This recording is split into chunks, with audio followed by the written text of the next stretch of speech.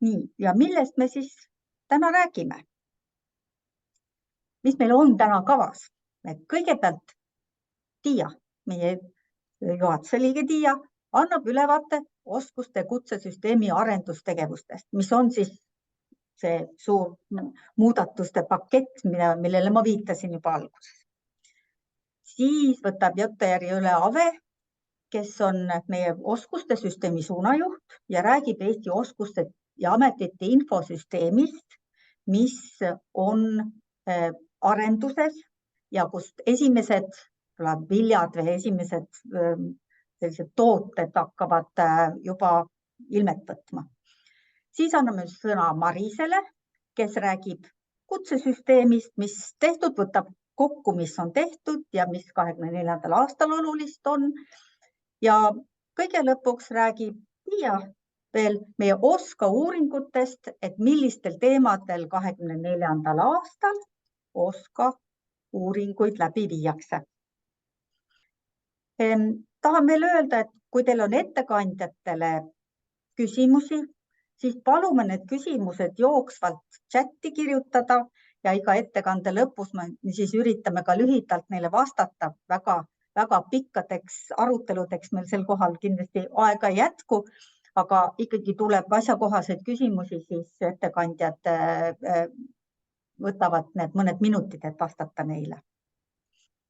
Aga nüüd siis Tiia, palun, ekraan on sinu.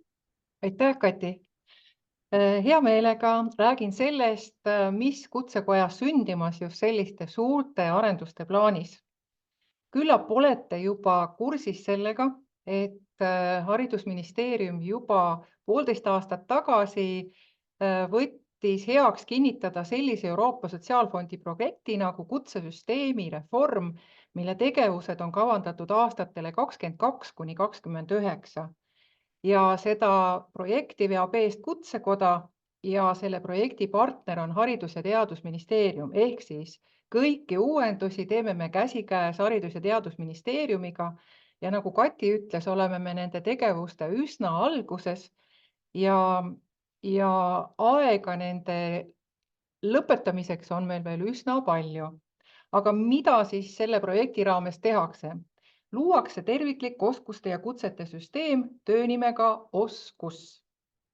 Aga selle raames on üsna tavapärased tegevused, mis seni Kutsekoda on teinud, nii OSKA uuringute läbiviimine, kutsesüsteemi edasiarendamine tänasest, aga uue asjana siis oskuste kirjeldamine, oskusprofiilide koostamine ja hindamiseks ja tunnustamiseks siis tugevamate tugiprotsesside väljatöötamine ja rakendamine.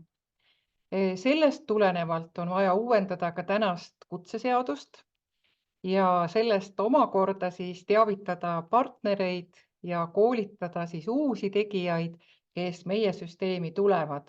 Ja loomulikult ei saa 21. sajandil ilma digiarendusteta, et hea kolleeg Ave, kes hakkab rääkima peale mind, on täna just ühel AI koolitusel, kus arutatakse selle üle, kuidas siis kõiki neid tegevusi, mida täna kutsesüsteemis nii-öelda käsitsi tehakse, oleks võimalik automatiseerida.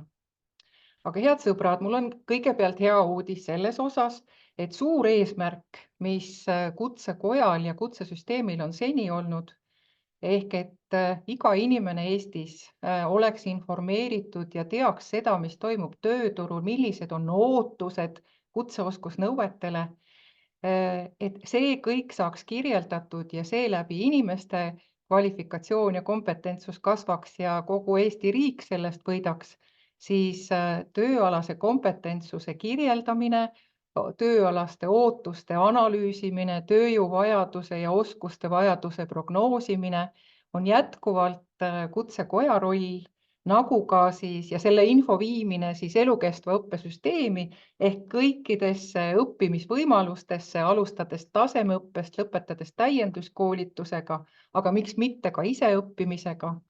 Ja teisalt siis inimeste kompetentsuse vastavushindamise süsteem teistpidi, et tagasi anda siis ühiskonnale õigete oskustega ja tunnustatud oskustega inimesed, et see jätkuvalt jääb siis Kutsekoja rolliks ja täna me oleme armsa Kutsekoja akadeemilise nõuniku Olav Aarna kompetentsusmudeli toel nimetanud selle siis tööalase kompetentsuse süsteemiks. Selle pildi peal tahan ma teie ette tuua selle, mis on ja mis jääb alles, mis on siin paremal pool, mis on juba tuttav kutsesüsteem, kus me täna siis kirjeldame tööturu ootusi kutsestandardite vormis ja inimeste oskusi tunnustame kutsetunnistuste vormis. Kinnitan, et see kõik jääb alles. OSKA-süsteem, mis on ka täna, mis prognoosib ja analüüsib tööjõu ja oskuste vajadust ja teeb ettepanekuid siis paremaks tööjõu vajaduse rahuldamiseks. Ka OSKA-süsteem jääb alles. Ja loodame väga, et tänu sellele punases kastis olevale oskuste ja ametite liigitamise ja kirjeldamise süsteemile, mis on täiesti uus, on meil edaspidi võimalik paremini toetada, siduda omavahel nii kutsesüsteemi täna OSKA-süsteemis toimuvat, aga ka miks mitte kõiki täiendavalt tekkivaid oskuste kompetentsimudeleid ja nende rakendusi. Ehk et see oskuste ja ametite infosüsteem, mida me täna üles ehitame ja millest hakkab peale mind rääkima Ave, on meie uues või meie ka senises inimeste tööalase kompetentsuse toetamise süsteemis nagu operatsioonisüsteemiks, mis aitab senised kutsestandardi tasandi viia väiksemale ühikule ehk oskusele ja selle tõttu siis ka koostada kompetentsimudeleid, mis on mitmekesisemad kui ainult kutsestandardid ja kutsetunnistused, ehk siis see võimaldab realiseerida ka muid olulisi funktsioone, mida täna kutsesüsteem ja OSKA võib-olla ei võimalda. Ehk teisisõnu, kui rääkida tänasest kutsesüsteemist, siis tänane kutsesüsteem on see väike roheline kast sellel joonisel, kus horisontaalsel teljel on tööturu ootuste kirjeldamine, vasakus servas siis formaliseerimata ja paremas servas tugevalt formaliseeritud ja samamoodi siis vastavushindamine vasakus allservas formaliseerimata ja kõige kõrgemal tugevalt formaliseeritud siis tänased kutsestandardid ja kutsetunnistused selles rohelises kastis, kus me täna oleme toimetamas, on tugevalt formaliseeritud ja see, mida me tahame teha oma uuenduste ja muudatustega, tahame juurde luua siis vähem formaliseeritud võimalusi kuni siis informaalse kompetentsuse süsteemini välja, mis võiks olla inimeste enesehindamine, ehk et iga inimene saab ise hinnata oma oskusi ja võrrelda seda siis mingite väärtusühikutega tööturul, näiteks ametikirjeldustega või kutsestandarditega. Ja nüüd ma panen teie ette ühe pildi, mis on taaskord modifitseeritud meie Olavi joonisest, kus siis tööturu ootuste kirjeldamine, mis seni on toimunud kutsestandardite vormis, võiks meie arvates tulevikus olla mitmekesisemalt esitatud. Kui ma alustan siit vasakust servast ametikirjeldusest, siis ametikirjeldused, mida me täna koostame, annavad ülevaate vajalikest teadmistest ja oskustest, aga ka töökeskkonnast, töövahenditest, palgast, karjääri ja koolitusvõimalustest. Osaliselt oleme me ametikirjeldusi viimastel aastatel OSKA uuringute toel loonud haridusportaali ja meie uutes arengutes peaksid nad tulema haridusportaalist siis nüüd meie oskuste registri juurde ja tegelikult üsna põhjalikult, aga abstraktselt kirjeldama seda, mis tööturul toimub. Ametikirjeldus on nii palju infot sisaldav, et tegelikult võib ka selle alusel juba täienduskoolitust või enesetäiendamist kavandada. Sellest kõigest räägib täpsemalt Ave, aga oskusprofiile täpsustatakse ametiprofiilide alusel, nende toel, juhul kui neid tahetakse kokku leppida või neid valideerida õppekavade aluseks tasemeõppes ja sellisel juhul võidakse neile lisada siis või lisatakse kvalifikatsiooniraamistiku tase ja võib-olla vajadusel ka siis minimaalne õppemaht, et kokku leppida näiteks mesiniku 4. taseme õppes, milliseid oskusi peaks see sisaldama, et tegelikult siis see tasemeõppe õppekavale vastaks. Kui te nüüd panete tähele, siis seni olid kutsestandardid need, mis olid ka õppekavade aluseks ja meie soov on, et õppekavade aluseks ei pea olema kutsestandardis, milles tänasel hetkel on juba olemas ka kvalifikatsiooninõuded kutse taotlemisel, mis võib-olla õppekava koostamisel ei ole esimeseks eelduseks, mis peaks olema informatsioonina olemas.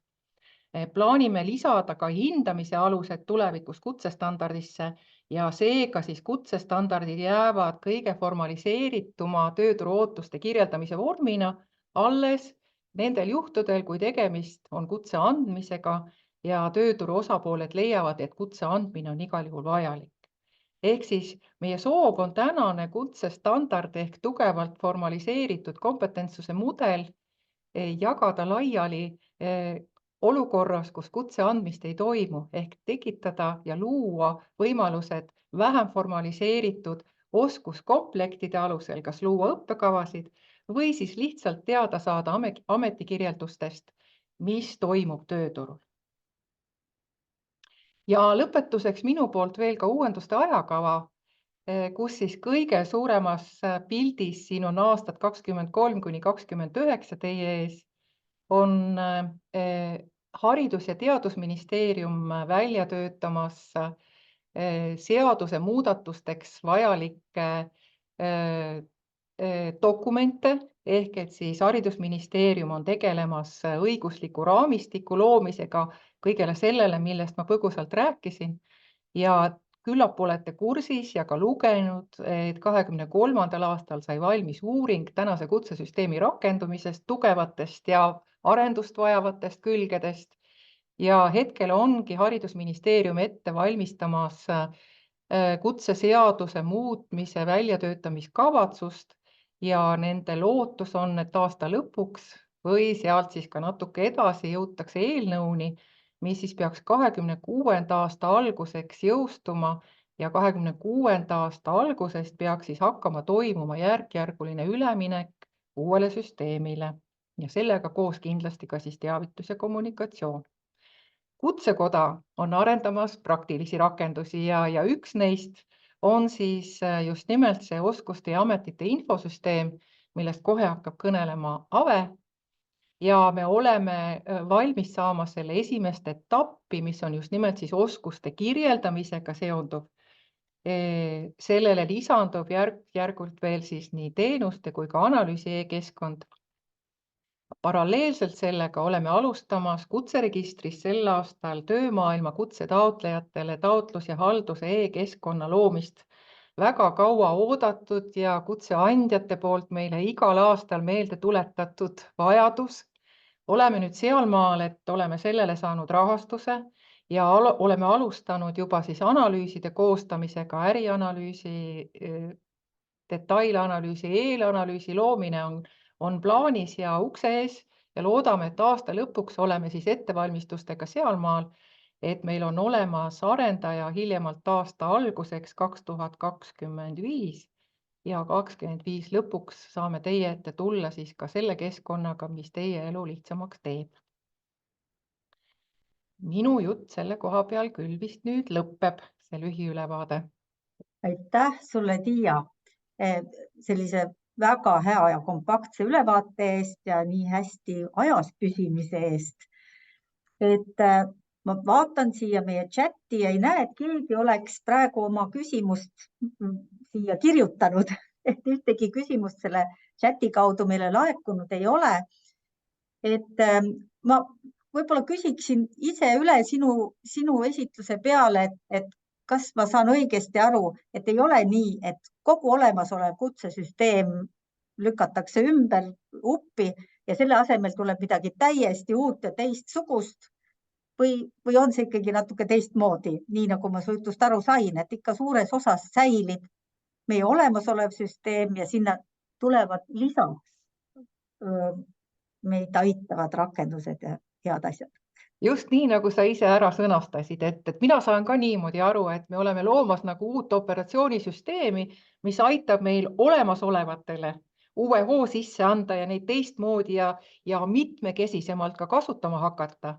aga kindlasti mitte ei taha me uppi lüüa siis olemasolevat kutsesüsteemi ega ka OSKA uuringute süsteemi, mis ei tähenda, et nad või et nad ei arene, päris kindlasti arenevad, aga suures laastus jääb alles nii kutsesüsteem kui OSKA just. Kas võib küsida? Ja Ma ei leia on siit mõni minut. kätt. Et kas see on paradigma muutus ja niimoodi populaarteaduslikult küsides, kas see lahjendab kutsestandardit? Kutsestandardit see kindlasti ei lahjenda, ta lihtsalt loob kutsestandardi kõrvale lahjemaid võimalusi juurde. Just, kutsestandard ei lahjene, vastupidi, kutsestandardit on kavas, kuidas siis kangemaks timmida, just nimelt kutse andmise vaates, et ta oleks dokument, mis annab ülevaate sellest, missugused on kvalifikatsiooninõuded konkreetse kutsestandardiga kaasnevad, aga ka missugused on hindamise alused, mis seni ei ole kutsestandardiga kaasas, mis käivad kutse andmise korras ja pahatihti toovad kaasa suurt segadust. Et me tahame sealt need asjad tuua kutsestandardisse, et nad oleksid kompaktselt koos, et kutse andmisel oleks väga selge, et kui võtta ette kutsestandard, et mis siis kutse andmiseks või kutse saamiseks vaja on selle kutsestandardi alusel. Aga tasemelõpetaja kohustuslik kutseeksam? Ma näen, et Sigridil on käsi püsti, äkki tema tahab sellele vastata. Ja ole hea, Sigrid. Ja tere kõigile, et olen Sigrid Esterdani ja siis Haridus-Teadusministeeriumi poolt täna siin ja tahtsingi ütelda, et kutsestandardisse kindlasti ei lahjenda lihtsalt, et kust selline ettepanek ühe algatusena ka tõukub, on ju seesama uuring, millest Kati ja Tiia juba nii ilusasti on rääkinud, et meil on paraku ka päris palju tuli välja uuringu käigus selliseid kutsestandardid, mis ei ole päriselt kasutust leidnud. Ja et võib-olla osad nendest on ka sellised, kus on vaja seda, küll selline amet on olemas ja seda kirjeldust on vaja, võib-olla seda nii formaalselt, nagu see kutsestandard täna on ja nii suure töömahuga, nagu ühe kutsestandardi koostamine täna on, ei ole vaja. Et luua neid erinevaid võimalusi nende oskuste komplektide kirjeldamiseks. Ja nüüd, mis puudutas küsimust seoses, täna on meil siis süsteemis seotud kutsestandardid ja kutseharidus väga tugevalt, et kutseharidusel õppekavade aluseks on kutsestandardid, aga seda ei sätesta meie mitte kutseseaduses, vaid seda sätestab täna kutsehariduse regulatsioon just. Ja me teame ju inimesed, kes on kutsehariduses tegevad, kes on sellega kursis, et ka kutseõppeasutuse seadus on täna muutmisel meie muude haridusreformide käigus ja need on kindlasti kokkulepped, mis seal ka tehakse ja praegune indikatsioon on, et kui meie oma kaasamisseminaridel oleme küsinud koolide ja tööandjate käest, siis me oleme saanud küll sealt tugeva sellise signaali, et ka koolid ja tööandjad soovivad, et mingil kujul väline hindamine õppe lõpus võiks siiski toimuda, et sellel nähakse kindlasti niisuguseid positiivseid punkte, aga jah, et tahtsin lihtsalt ütelda, et seda meie kutseseaduse muudatusega nagu ette näha ei saa. Et seda seost me ei puutu. Ma väga tänan, Sigrid, nii hea ja põhjaliku vastuse eest. Meil pole praegu võimalik veel sügavuti minna nendesse teemadesse, sest me napp aeg nagu kihutab ära. Ja ma arvan, et nendel teemadel meil oleks põhjust võib-olla mingisugune täiesti eraldi infotund või niisugune vestlustund kokku leppida ja me arutame seda omavahel ja võib-olla see saab ka teoks. Et ma arvan, et sellel oleks põhjust täiesti teha. Aga täna me läheksime oma päevakavaga edasi ja kallis kolleeg Ave, nüüd on ekraan sinu päralt, et rääkida oskuste ametite infosüsteemist. Ole hea. Tere kõigile. Tõepoolest mõnda aega kutsekojas piltlikult öeldes podiseb tulel uus roog ja proovin siis võimalikult selle lühikese ja limiteeritud aja jooksul anda mingit sorti ammendav vastused, mis siin siis valmimas on. Nii. et juba pikemat aega on mitmel pool olnud kuulda sellest, et maailm läheb justkui oskuspõhisemaks, Eesti täpselt samamoodi, et see tähendab siis muuhulgas ka seda, et tööturg vajab eelkõige oskusi, oskuskomplekte ja need oskuskomplektid võivad kontekstist sõltuvalt varieerida. Nii et oleme muutunud selliseks, siis olukord on muutunud selliseks, et me peame justkui proovima kirjeldada üha detailsemal tasemel. Et enam ei piisa sellest, et öelda, vaja on kommunikatsioonieksperti. Ei pruugi enam piisata isegi sellest, et me ütleme, et vaja on kommunikatsioonialaste teadmistega inimest. Et nüüd on vaja kirjeldada, kas inimene oskab sisu kirjutamist või turundustekstide koostamist. Mingil määral oli seda ka varem vaja, aga nüüd me näeme üha rohkem seda, et me peame, kindlasti oli ka seda varem vaja, aga nüüd me näeme just nimelt seda, et me peame seda päris erinevates kontekstides hakkamagi nüüd ka süstematiseerima kirjeldusi, et kas ta on siis sisukirjutaja, turundustekstide kirjutaja, SEO optimeerimiseks vajalikud märksõnad, analüüsib ära ja nii edasi. Sellepärast, et töökohtades on tõepoolest need vajadused väga palju segmenteerunud. Ja tore, kui siis kõik need erinevad oskused kuhugi koondatud on ja et neid saab seal vajadusel sellest varasalvest ammutada, aga selleks, et see koondumine ei toimuks juhuslikult ja täiesti suvaliselt, olemegi siis proovinud natukene kätt vahele panna ja seda süsteemi ka seal selle oskuste kirjelduste koondumise juures siis rakendada. Et meil on tingimata vaja seda, et me mingisuguseid tegevusi töömaailmas defineerime. Sageli märksõnadest ei pruugita aru saada. Ja siis, kui ka oskused defineerida, ega siis ka ei pruugi saabuda see ühine keel, et meie kõigi peas on erinev kontseptuaalne maailm ja me defineerime asju erinevalt. Aga kui me pakume kas või midagi aluseks kirjeldamisel, siis oleme me sammukese lähemal selle ühise keele leidmisel. Ja isegi kui siis see, mis pakutakse, ei sobi, saame me vähemasti aru, mida see teine osapool, olgu see siis dokumendis või suuliselt mõtleb. Ja tegelikult sama toimub ka ametite ja ametikirjeldustega ja see lahti ütles ka, et eks need ametid on alati olnud oma kontekstuaalsete erisustega, et loomulikult me ei arva, et see nüüd alles nüüd tekkis. Vanasti ka Sepp ei toimetanud samamoodi igas külas ja samade materjalide, samade võimalustega, aga ometi on võimalik endiselt kirjeldada mingit sorti koondpilti ühte ametit.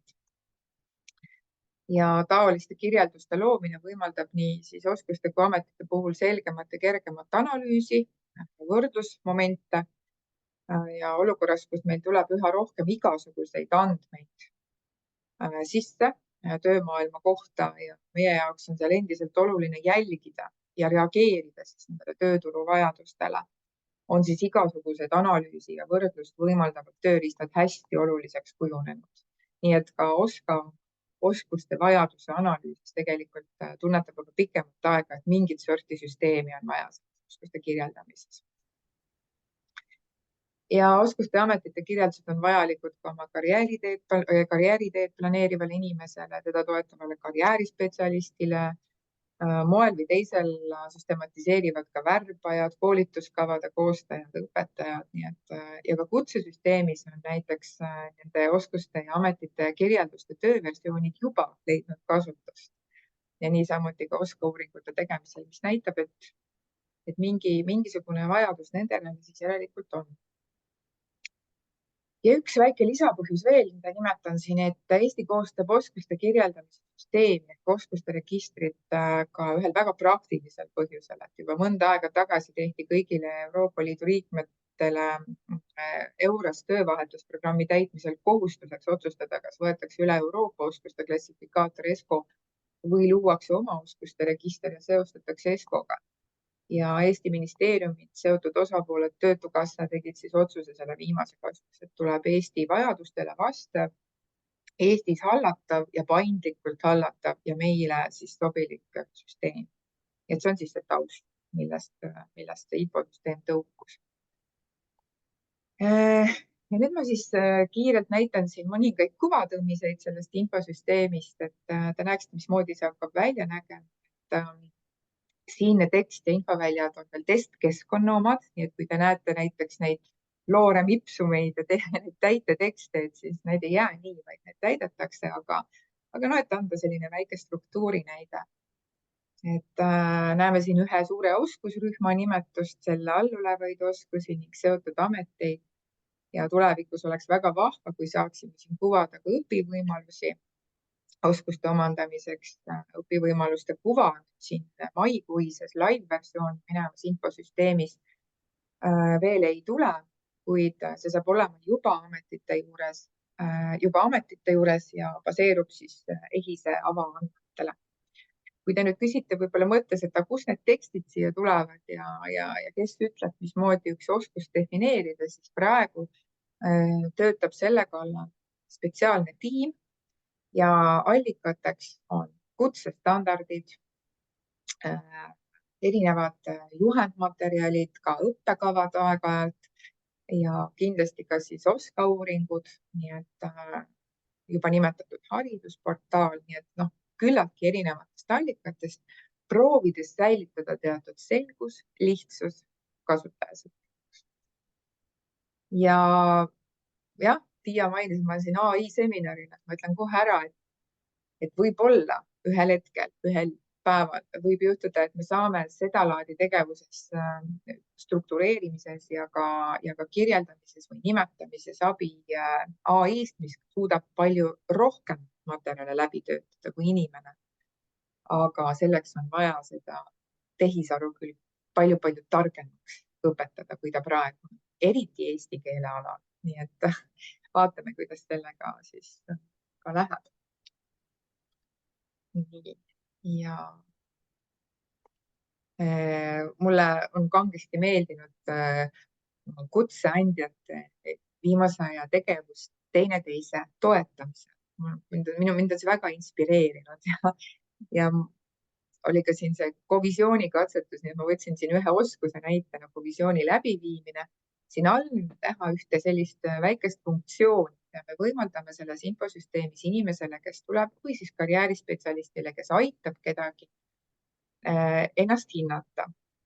Ja see enesehindamise võimalus tuleb hästi algeline ja ta ei hakkagi pretendeerima objektiivsusele. Võib-olla ei hakka enesehindamine põhimõtteliselt tegevusena kunagi pretendeerima objektiivsusele, aga ta annab ikkagi rohkem infot kui 0. Ja see on see, mida me taotleme siin selle enesehindamise lihtsa võimaluse juures ja need kriteeriumid hetkel eksperdid koostavad. Nii et need tulevad siia juurde ja siis on võimalus ühe oskuse juures ka natukene kaaluda, et võtku ma kovisiooni olen ainult paar korda läbi viinud, võib-olla ma siis ikkagi nõrga taseme vähemasti enda puhul määratlen, kui olen julgemat isegi keskmise ja nii edasi, et siis selline võimalus tekib siin ka. Järgmistes arendusetappides hindamine kui tegevus ja hindamistemaatika tervikuna tuleb väga suure fookusega ja areneb kindlasti edasi. Ja nagu Tiia ka juba mainis, et me siis liigutame ametikirjeldused haridusportaalist oskuste infosüsteemi koos seni haridusportaalis olnud kogu infoga ja seda isegi natukene täiendades. Ja need põhilised asjad, mis siis võib-olla paremaks lähevad läbi selle, et me haridusportaalist liigume nüüd oskuste süsteemi, on see, et ametite info saab ühtlustatud ja ikka endiselt koostöös Töötukassaga, sest haridusportaalis, kes on seda kasutanud, teab, et ametid olid seal nii-öelda kahes sellises mõnes mõttelises silotornis, et üks oli see OSKA põhikutsale, teine oli Töötukassa koostatud ametid. Nüüd tulevad ühtsete infoväljadega ja ühtsetel alustel kirjeldatud ametikirjeldused. Ja teine väga oluline arendus, et siis ametis töötamiseks vajalikud oskused on siis ka põhjalikumalt esitatud ja praegu kasutame siis selleks oskuste registrit. Võib-olla me oleme natuke üle paisutanud neid oskuste kirjeldusi ja oskuste nimistuid, aga siin on kindlasti lihtsam maha võtta kui juurde panna, nii et ma usun, et siis saab seda veel nagu kasutaja kogemuse pealt ka parandada. Ja veel üks hästi oluline, ma ei tea, kas see on isegi nagu hästi oluline, aga üks vahva võimalus, mis automaatselt tekib, kui meil on olemas oskuste andmebaas ja ametite andmebaas. Tegelikult see, eriti kui siis ametid on kirjeldatud sellesama oskuste baasi pealt, et me saame anda inimesele võimaluse enda oskusprofiili alusel leida sobilikke ametikirjeldusi, nii et eriti vahva kas karjääriteel muutjatele, pöörajatele või siis noortele, kellel mõte on tühi ja pea võtta kohe üheski suunas minema, siis loome sellised mõningad filterküsimused ja sealt siis edasi ka peab ta natukene ikkagi nimetama, mida ta oskab. Ja siis saab katsetada, mis siis süsteem talle pakub. Ühe algoritmi oleme selleks loonud, et meil siin üks töötaja tegi läbi kogu protseduuri, märkis oma 30 oskust, tegi need filtrid läbi ja sai näiteks sellise nimistu soovitatud ameteid ja ta oli täitsa rahul, ütles, et täitsa vahva pakkumine ja ta isegi ei olnud väga vastu sellele piloodile lõpus, mis natukene kuidagi ootamatult tallegi tuli. Ja mõningaid oskusi siis süsteem soovitab ka, et äkki kaalub ka nende enda profiili lisamist või siis nende arendamist, et mingit sorti selline väike esimene katsetus selles vallas tekib, aga loomulikult on see eelkõige karjääriteenus ja selle arendab rohkem edasi Töötukassa. Vaatame, et äkki eelkõige saab siis minu karjäär siit tohutu sellisest võimalusest, mida need meie andmebaasid avaandmetena pakuvad. Ma libisen kiirelt üle sellest slaidist, sellepärast et Tiia juba mainis meie infosüsteemide arendus peaasjalikult teatud 3 etappi, kus me oleme nüüd siis esimeses etapis jõudnud kirjelduste peale, aga teises juba proovime luua siis erinevate süsteemide, kaasa arvatud meie oma süsteemide jaoks selliseid mikroteenuseid, nagu me neid nimetame, mis aitaksid paremini tõhusamalt oma tegevusi sooritada ja kindlasti eriti ka OSKA vajadusi silmas pidades mõtleme natukene ka selle oskuste analüüsi peale, statistiliste vahendite peale ja oskuste vajaduse indeksile. Ja mainin ka siinkohal ära, see on väike turundustegevus, aga ma usun, et sellest oleks kõigile kasu, et 19.–20. septembril toimub Tallinnas oskuste akadeemia, võime ka tinglikult nimetada seda, et oskuste akadeemia siis rahvusvaheline konverents ja seekord me valisime teemaks sellise intrigeeriva nimetuse nagu elukestva õppe paradoksid. Ja eesmärk on minna süvitsi ning küsida kriitilisi ja õigustatud küsimusi selle kohta, kelle jaoks ja mille jaoks ja mida täpselt me ikkagi elukestvalt õppima peaksime. Ja võtame siis ette nii selle oskuste kui ka hindamise teema. Ja üheks peaesinejaks, kelle me oleme juba kinnitanud, on ühe maailma suurima tööturu trende analüüsiva asutuse Burning Glass Institute'i juht Matt Siegelman. Sellised mõtted praegu, aga kui teil on küsimusi, siis tuld.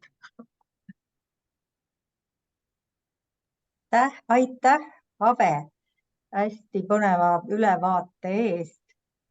Me oleme küll nüüd ajaga natukene hädas, et meil on just täpselt täis saanud see kellaaeg, kui sinu esitlus ja küsimused lõppema pidid. Et ma tõesti väga loodan, et meil tekivad võimalused järgnevatel infotundidel ja vestlusseminaridel, aruteluseminaridel ka küsimusi esitada ja neile siis vastused saada ja koos kõik teemad läbi arutada. Nii et aga praegu ma väga-väga südamest tänan sind selle väga huvitava ülevaate eest. Ja läheksin edasi meie järgmise päevakorrapunkti juurde ehk et meie Maris, kes räägib olemasoleva kutsesüsteemi ja täna käimasoleva kutsesüsteemi tegemistest, ülevaade olnust ja väike ülevaade ka tulevikku ja peamistest nagu tõstatunud teemadest siis meie süsteemis osalejatel. Ole lahke, Maris. Ja aitäh, Kati.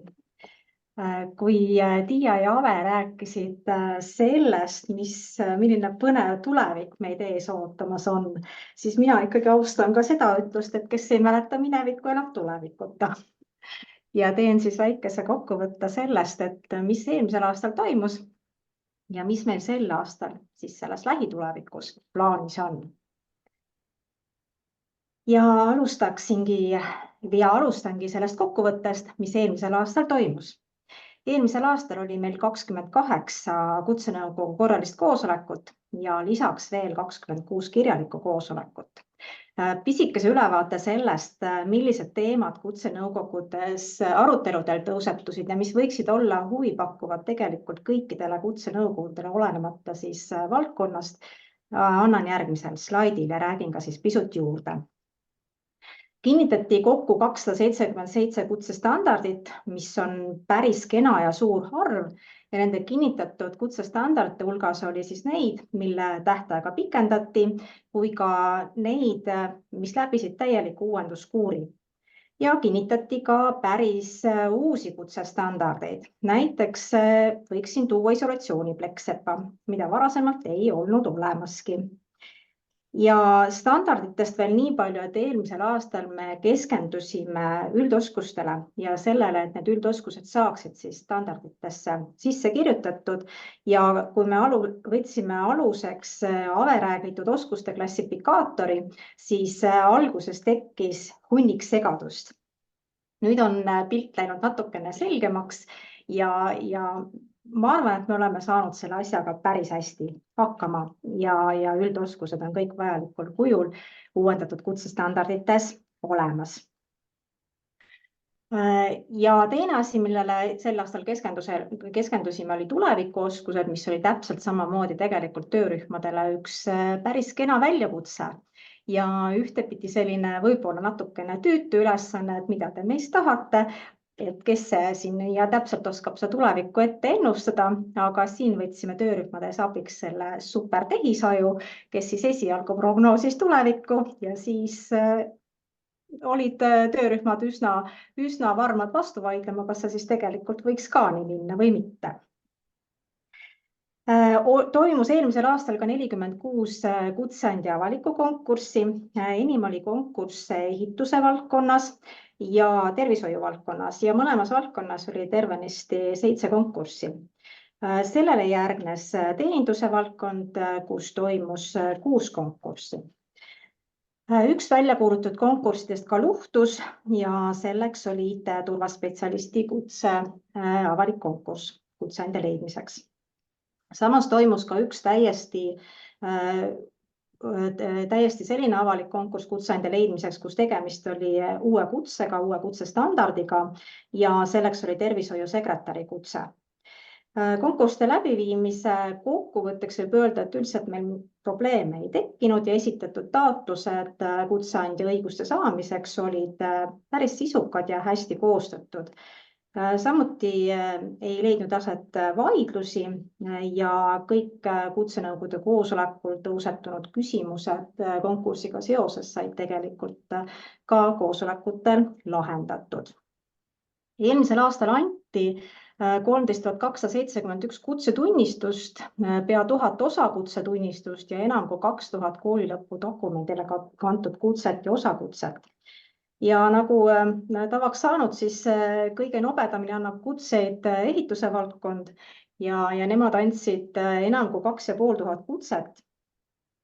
Neile järgnes siis tegelikult energeetika valdkond ja ka seal oli kutseid päris palju, mida anti ja seda pea 1500. Peaaegu veidi enam kui 1400 kutset andis ka kultuurivaldkond ja peaaegu 1400 kutset omakorda teenindusvaldkond.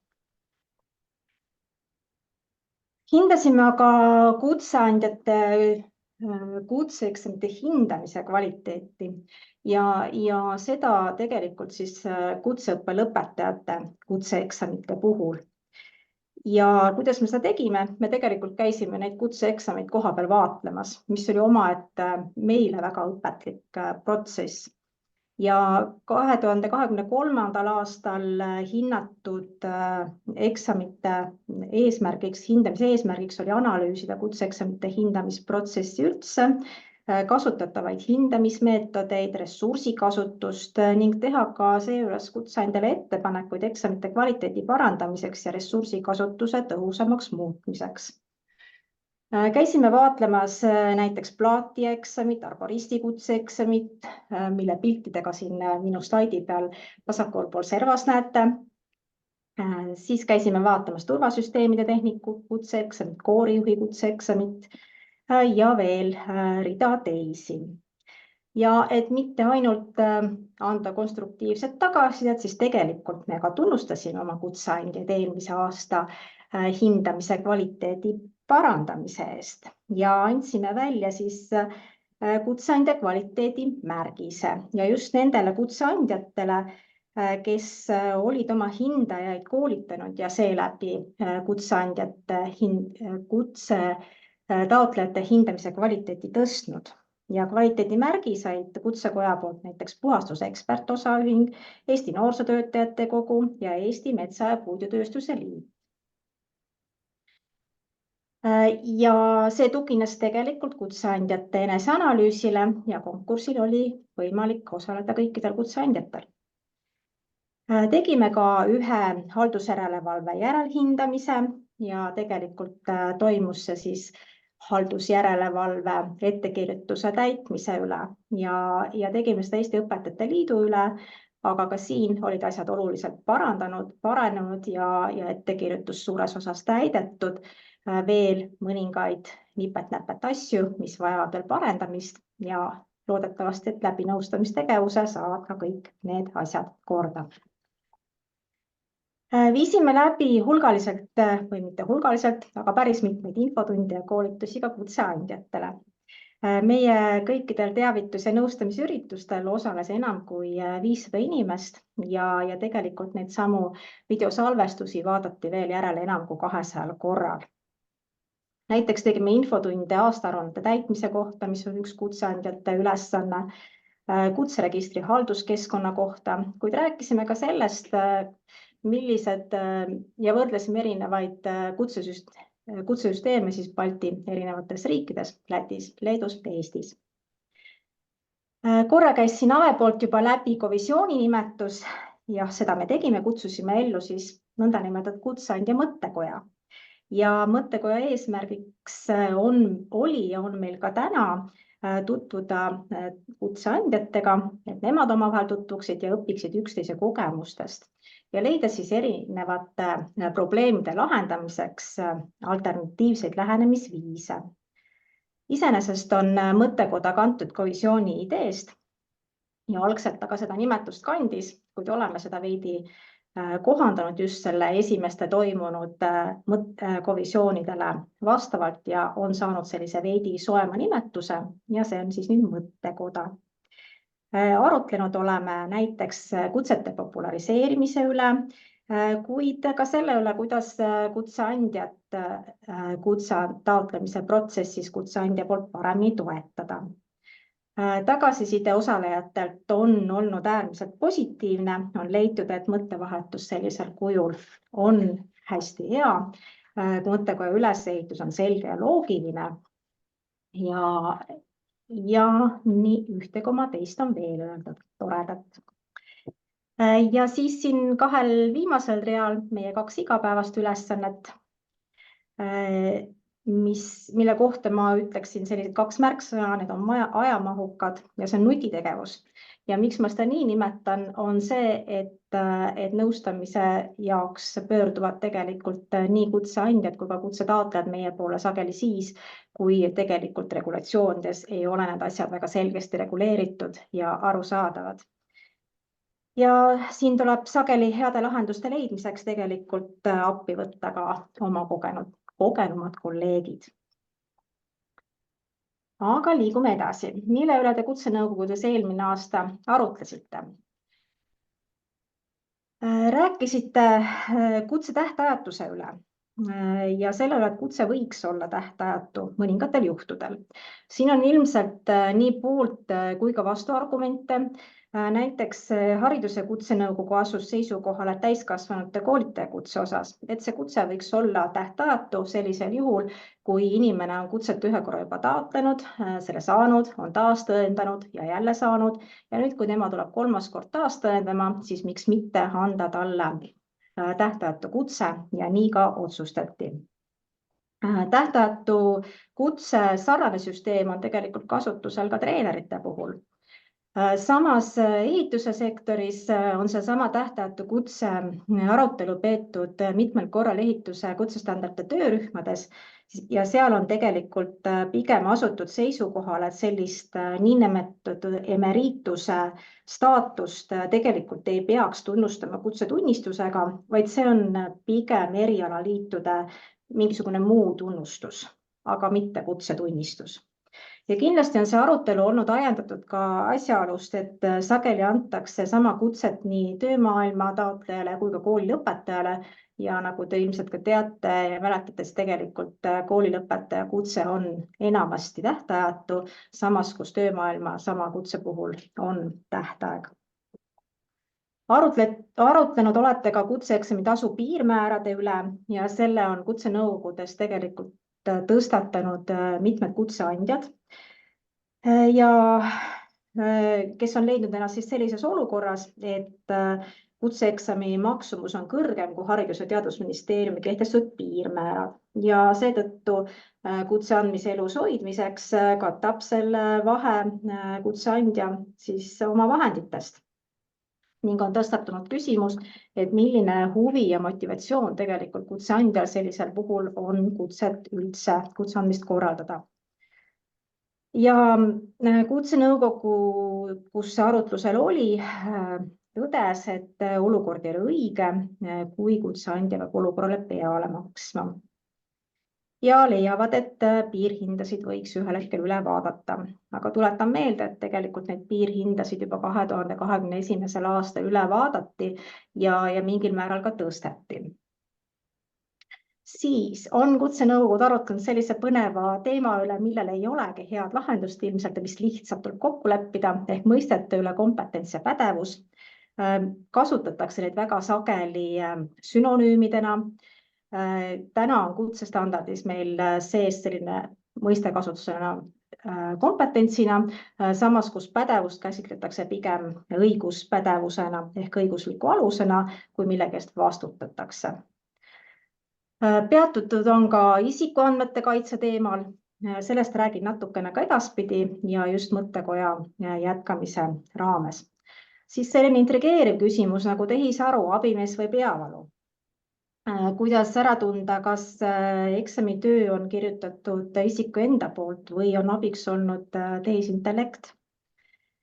Ja kas ta lubada või mitte, kui lubada, siis millistel tingimustel?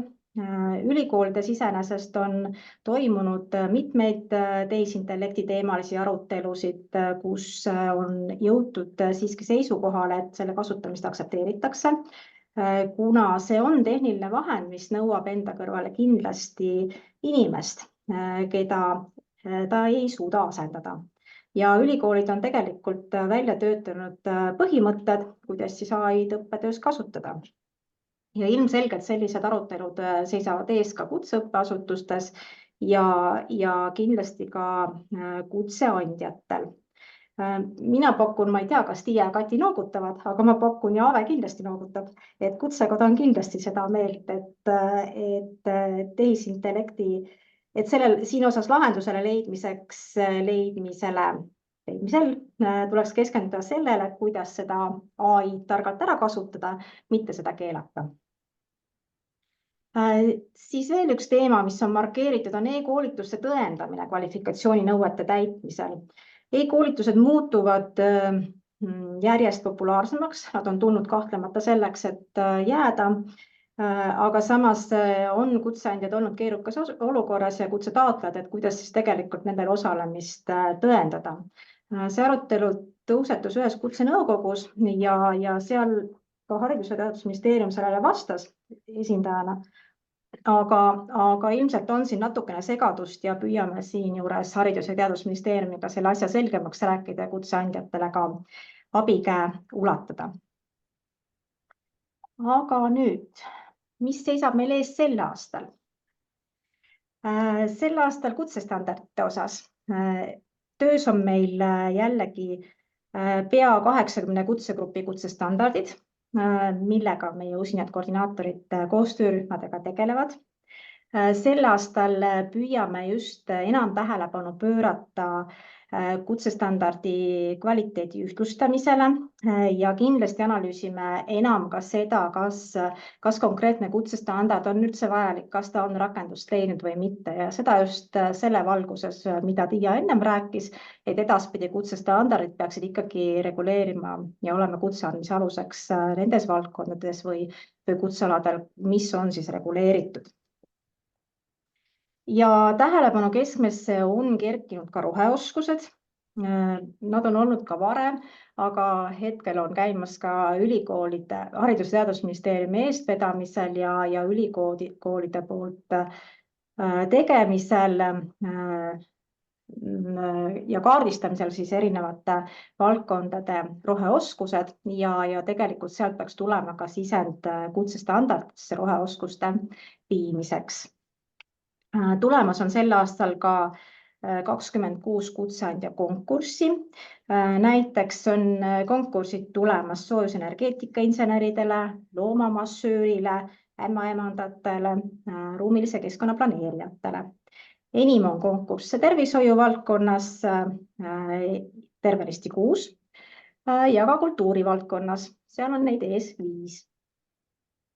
Vaatleme see aasta ka kutseeksameid sarnaselt siis eelmisele aastale, kuid kui eelmisel aastal vaatasime kutseõppeasutuste eksamid, siis sel aastal lisandub ka töömaailm. Ja juba on teada, et läheme vaatlema näiteks raudteeteemehaaniku kutseeksamit, puitmajaehitaja kutseeksamit, soojusenergeetika kutseeksamit ja ka õpetajad pälvivad meie tähelepanu.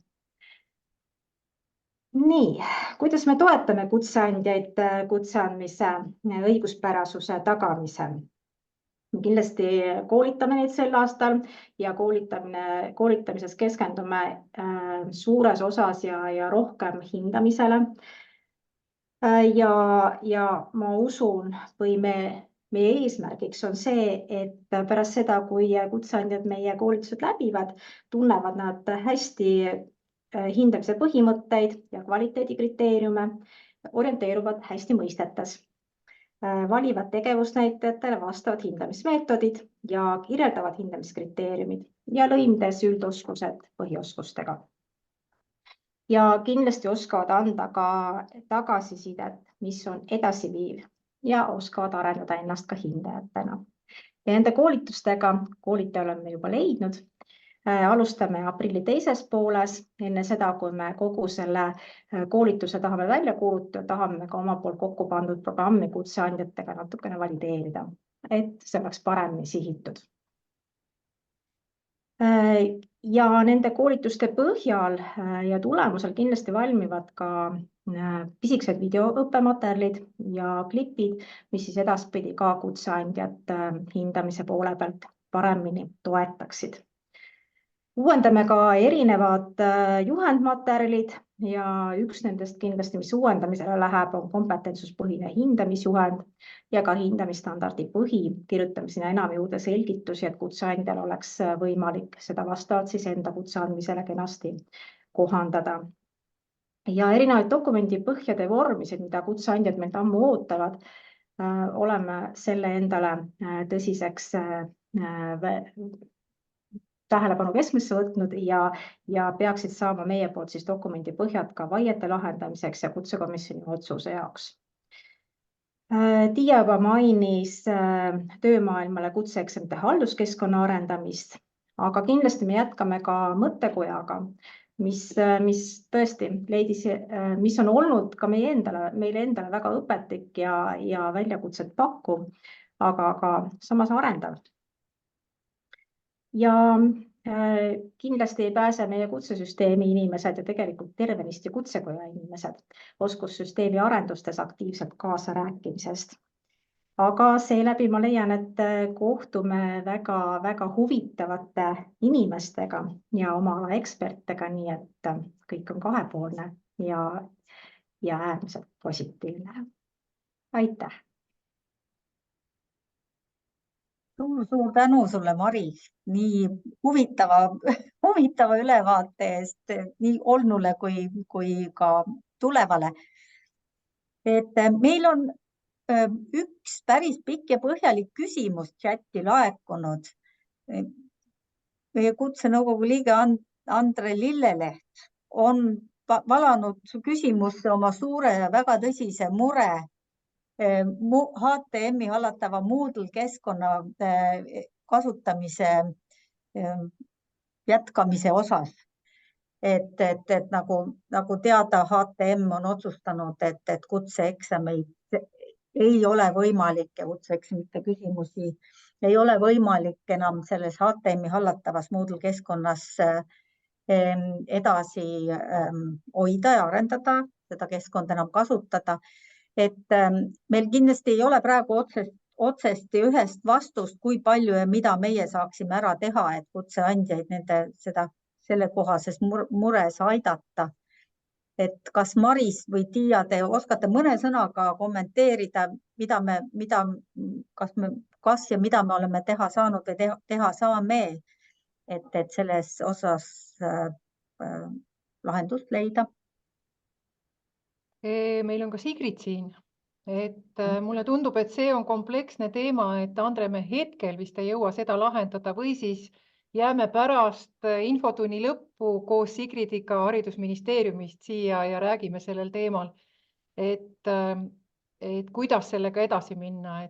Mulle tundub, et see võib puudutada ka teisi kutseandjaid, aga see on palju komplekssem, kui ma praegu minutiga jõuaksin vastata. Aga kindlasti meil ei ole see tähelepanuta jäänud või maha kukkunud. Kindlasti tegeleme selle küsimusega ja arutame ja püüame lahendust leida. Aga kui sulle, Andre, sobib, et pärast infotunni lõppu jääme korraks siia? Sobib sulle, Andre? No, hästi. Super. Väga hea. Veel kord suur tänu Marisele ja nüüd viimasteks sõnadeks veel Tiia, ole hea, räägi kiirelt ära need valdkonnad, milles OSKA-uuringud hakkavad toimuma. Oota, nüüd ma panin vale asja teile ette, palun vabandust, mul juhtus äpardus. Kohe, kui te lubate, rõõmsasti tutvustan ja ikka tuli vale. Kuis siis nii? Kus sa oled? Kas te näete midagi? Nüüd näeme. Super, aitäh. Tutvustan seda, mida OSKA-uuringutest leida. Küllap võib see olla ka kutsenõukogu liikmetele kasulik, kui see puudutab oma valdkonda või teie tegemisi teistmoodi. Kas juba või kohe-kohe oleme me siis avalikustamas arvestusala ja ärinõustamise, logistika, transpordi ja perearstiabi uuringut, aga ka temaatilise uuringuna on juba väljas madala rakendumisega erialad kutseõppes ja selle madala rakendumise põhjused.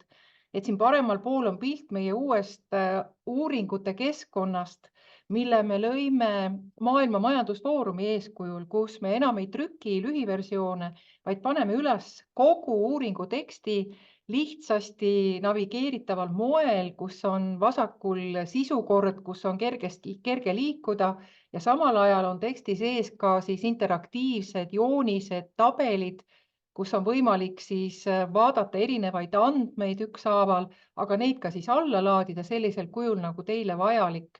Olge head ja minge palun näppima oska.kutsekoda.ee uuringute leheküljele. Ja sellel aastal on plaanis veel või siis ka juba laual ehituse valdkonna uuringuna, mis peaks valmis saama augustis. Sellele järgneb kinnisvara valdkond väikese tükikesena, aga on plaanis ka siis tervishoiu valdkonna hõiveprognoos. Valdkonna uuringustel oleme alustamas keemia, farmaatsia, ehitusmaterjali tööstusuuringuga, mille osas siis üks tükikene nendest täna veel ei tea täpselt, milline peaks aasta lõpuks valmis saama. Aga on ees ka põnevad temaatilised uuringud. Majandus- ja Kommunikatsiooniministeerium on meilt tellinud välistööjõu vajaduse uuringu, mis on paras pähkel millega me oleme alustanud ja Kliimaministeerium taastuvenergia kasutuselevõtuga kaasneva tööjõu ja oskuste vajaduse uuringu, millega me ka oleme alustanud. Tehisintellekti rakenduste mõju töö ja oskuste vajaduse uuringule või vajadusele on teemana laual, aga selle me jõuame ette võtta alles päris aasta lõpus, nii et see jääb tegelikult valmimise mõttes kindlasti järgmisse aastasse. Et vaat selline oli minu selline pisuke reklaamiminut siin lõpus OSKA uuringutest. Aitäh ka sulle, Tiiakene. Suur tänu. Meil on paar minutit juba üle läinud meie infotunni ajast. Suur tänu kõigile, kes osalesid ja kohale tulid. Margit, sulle tuleb vastus chatti sinu küsimusele. Aitäh küsimuse eest. Ja me väga loodan, et meie sarnased infotunnid saavad olema suuremal või vähemal määral traditsioonilised ja traditsiooniks kujunevad ja et selline rohke osavõtt on meil olemas ka järgmistel sarnastel infotundidel ja ettevõtmistel. Et tänan veel kord kõiki, kes osalesid, väga kaunist kevadet. Kus on kevade pilt, palun? Ma lõpetasin jagamise, ma jagan uuesti kohe, vabandust. Meie lahkumispilt, kevade pilt ja palun olge head ja jälgige kindlasti meie infokanaleid, meie kodulehte, meie uudiskirja, Kutsekoja uudiskirja, kus me jooksvalt anname teada arendustest ja kuhu me oleme välja jõudnud. Ja kindlasti ka sellest, millal ja kus, keda meie või Haridus-Teadusministeerium ootab oma kaasamisüritustele. Nii et tänan väga kõiki.